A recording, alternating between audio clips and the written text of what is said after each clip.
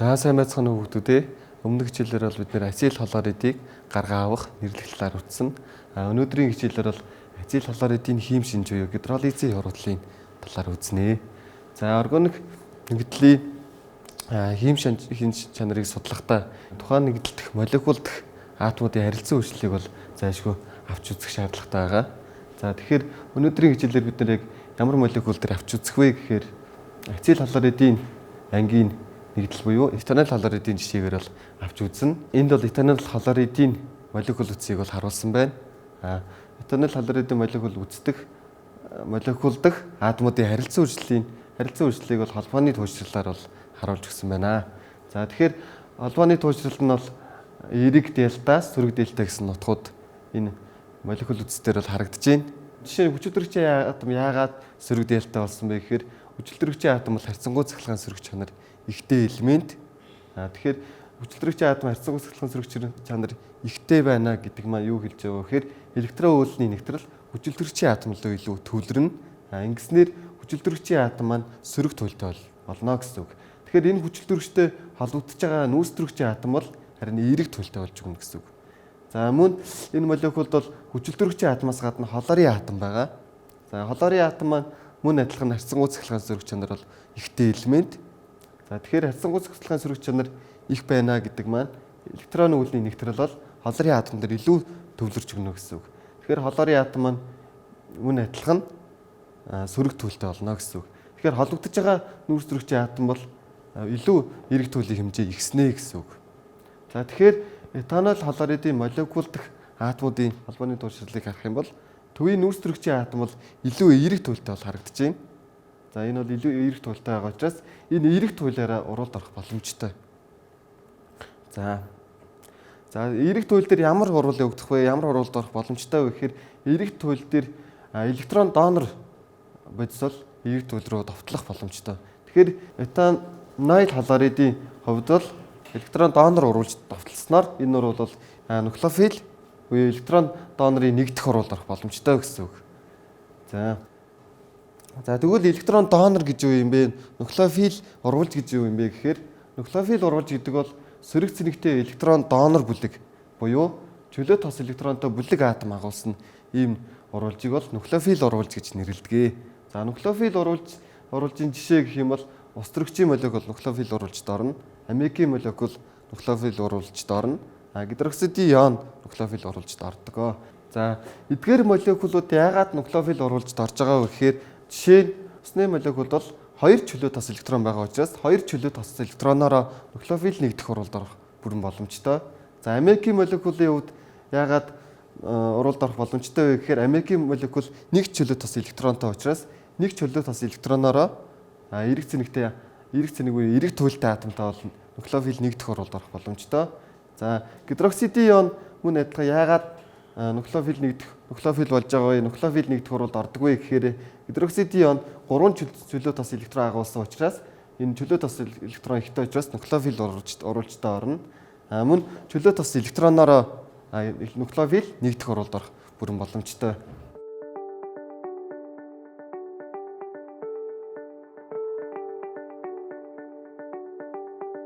Хлор бол гадаад давхранд бол 7 электронтой. Гэхдээ нэг электроныг авсаар хлорид бол гадаад давхранд бол 8 электронтой байна.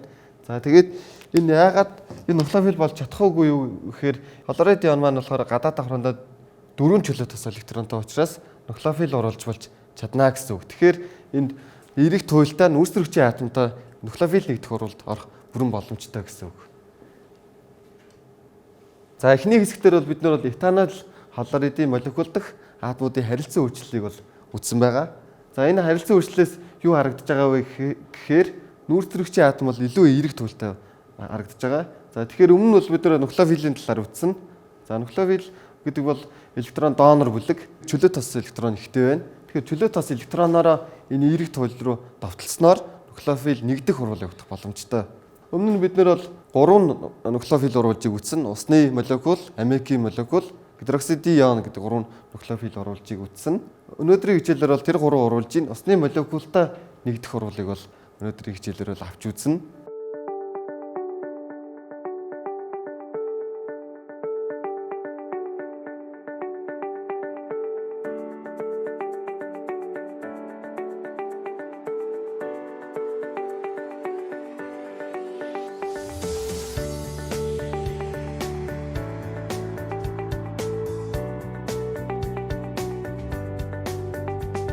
За этанол хлоридын молекул бол устдаа бол маш эрчимтэй уралд ордог. Эрчимтэй орохдоо бол ус бүр хүйтэй устай маш эрчимтэй уралд орно. Этаны хүчил үүснэ ус төрөгчийн хлорид үүсдэг. Тэгвэл энэ урвал ямар механизмаар ямар үе шаттайгаар явагддаг вэ гэдгийг авч үзцгээе.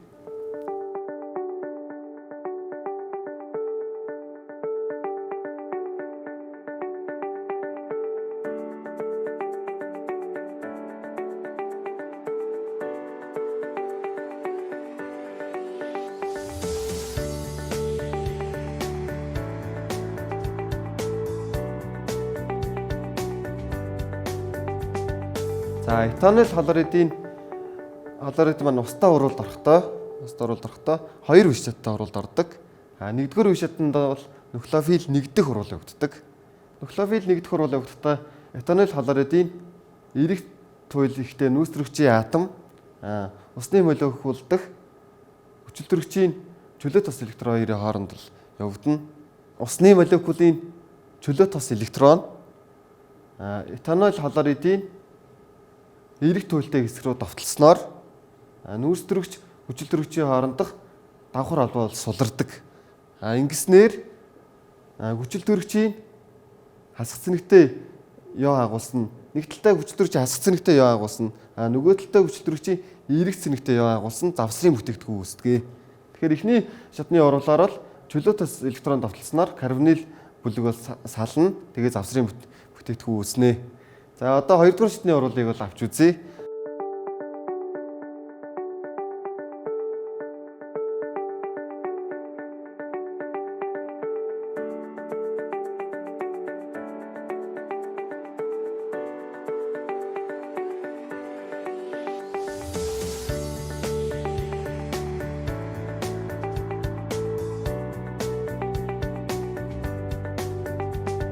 Хоёрдугаар шатны урвалаар бол ялгаруулах урвал явагддаг.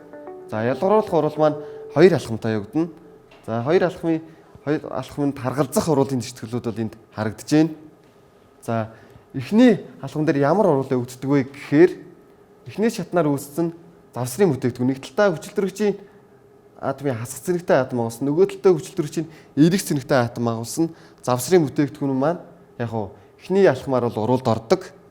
За эхний алхмаар урвалд орохдоо хүчилтөрөгчийн хасах цэнэгтэй атом маань лээд дахин шинээр карбонил бүлгөө үүсгэнэ. Карбонил бүлэг үүсгэсний нөлөөгөөр хлорийн атомын холбоо суларч хлорид йон үүсгдэг. Тэгэхээр эхний урвалаар бол карбонил дахин шинээр карбонил бүлэг үүснэ, хлорид йон үүсэх урвал явагдана. Хоёр дахь алхмын урвалын цэцгэл бол энд харагдаж байна. За эхний алхмаар үүснэ хлорид йон маань холбогдсон усны молекулын ус төрөгчийг өөртөө татснаар энэ ус төрөгчийн хлорид гэдэг бүтээгдэхүүн үүснэ. Хажууд нь ямар бүтээгдэхүүн үүсэх вэ гэхээр метаны хүчил гэдэг бүтээгдэхүүн үүснэ. За өнөөдрийн хичээлээр бол бид нар ацил хлоридын урвалаар жишээ авч нуклеофил нэгдэх ялгаруулах урвалын механизмтай танилцсан. Усны молекул дээр л авч үзсэн. Усны молекулаас гадна амиг тэгээ гидроксидион мөн адилхан энэ урвалын механизмаар бол явагдах бүрэн боломжтой. Цахилгаан сөрөг чанар ихтэй элементтэй холбогдсон нүүрстөрөгч нь нуклеофил урвалжтай бол харилцан үйлчлдэг талаар бичсэн. Нуклеофил гэдэг бол сөрөг цэнэгтэй электрон донор бүлэг буюу чөлөө тос электрон бүлэг атомыг бол нуклеофил гэж нэрлэнэ. Энэ нуклеофилд юу ордог вэ гэхээр усны молекул, амикийн молекул, гидроксидион, хлоридион гэх мэтчлэн молекул бүлэг атомод ордог. Бүгдээрээ хичээлээ баттгаад энэ дасгалыг ажиллая. Этанол хлорид амигтай урвалд ороход үүсэх бүтээгдэхүүн урвалын механизмыг бичээрэй.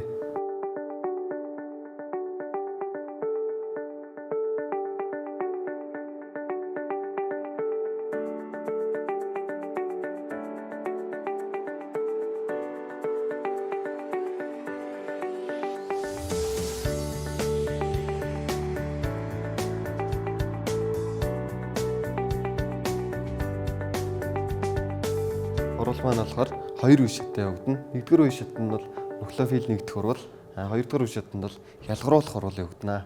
За нэгдүгээр шатны урвалд этанол хлоридын молекул, амикийн молекул урвалд орно. За этанол хлоридын молекул яагаад урвалд орж байгаа вэ гэхээр хлорид нь нүүрстөрөгчийн атомыг агуулдаг. Нүүрсдрэгчийн атом хүчилтөрөгч болон холоорын атомын нөлөөгөөр илүү их эерэг цэнэгтэй болж өгсөн байгаа. Өөртөө электрон донор буюу нуклеофилийг өөртөө татна. Татснаар энэ химийн урвал явагдах боломжтой байгаамаа. За тэгвэл амиг яагаад электрон донор вэ гэхээр амиг бол чөлөө тос 2 электроныг өөртөө агуулсан учраас энэ бол электрон донор болж өгч байгаа. Тэгэхээр нэгдүгээр шатанд бол амигийн атом дахь чөлөө тос электрон этанол хлоридын молекул дахь эерэг түлхэгтэй нүүрсдрэгчийн атомд руу довтлоно. За тэгэхээр энд бол довтлож байгаа нь харагдаж байна. Довтлосноор яах вэ гэхээр CO-гийн хоорондох 2Ч буюу карбонил бүлгийн химийн холбоос суларна. За тэгэхээр энэ процесс явагдсны үр дүнд нэг талдаа хүчилтөрөгчийн хасах цэнэгтэй атом, нөгөө талдаа азотын эерэг цэнэгтэй атом агуулсан завсрын бүтээгдэхүүн үүснэ. Тэгэхээр нэгдүгээр шатны урвалаар бол электрон донор довтлосноор карбонил бүлэг сална. Тэгээд завсрын бүтээгдэхүүн үүснэ. За хоёрдугаар шатны урвалаар ялгаруулах урвал явагдана. За эхний шатанд үүссэн бүтээгдэхүүн мөцнөө энд харагдаж байна. За тэгэхээр хоёрдугаар шатанд эхний шатанд үүссэн бүтээгдэхүүн мөцдөх хүчилтөрөгчийн хасах цэнэгтэй атом дахин шинээр карбонил бүлэг үүсгэнэ. Карбонил бүлэг үүсгэснээр яах вэ гэхээр энэ Ca хлор гэдэг химийн холбоо бол суларна. Суларсны үр дүнд хлоридын хасах цэнэгтэй ион үүснэ. За дараагийн алхмаар яах вэ гэхээр хлоридын хасах цэнэгтэй ион энд холбогдож байгаа аммоны ион дахь устөрөгчийн атом руу довтлоно. Устөрөгчийн хлорид гэдэг бүтээгдэхүүн үүснэ. За мөн энд ямар бүтээгдэхүүн үүсэх вэ гэхээр карбоамид гэдэг бүтээгдэхүүн үүснэ. За тэгэхээр өнөөдрийн хичээлээр бол бид нар юу үзвэ гэхээр нэгдүгüүрт нь этанол буюу ацил хлоридын холбооны туушрлын талаар үзсэн. Холбооны туушрал дээр бол нүүрсдрэгчийн атом бол харьцангуй цахилгаан сөрөг чанартай 2 элементтэй холбож байгаа учраас илүү эерэг туйлтай. Тийм болохоор нуклеофил нэгдэх урвалд орох боломжтой. За нуклеофил гэж юу вэ гэдэг талаар үзсэн. Нуклеофил гэдэг бол өөртөө электроныг их агуулж байгаа буюу чөлөө тос электрон агуулж байгаа бүлэг атомыг бол нуклеофил гэж нэрлэдэг. За энэ талаар үзсэн. За дараа юу үзсэн бэ гэхээр урвалын механизмын 2 шатыг үзсэн. За хичээл идэвхтэй оролцсон та бүхэндээ баярлалаа.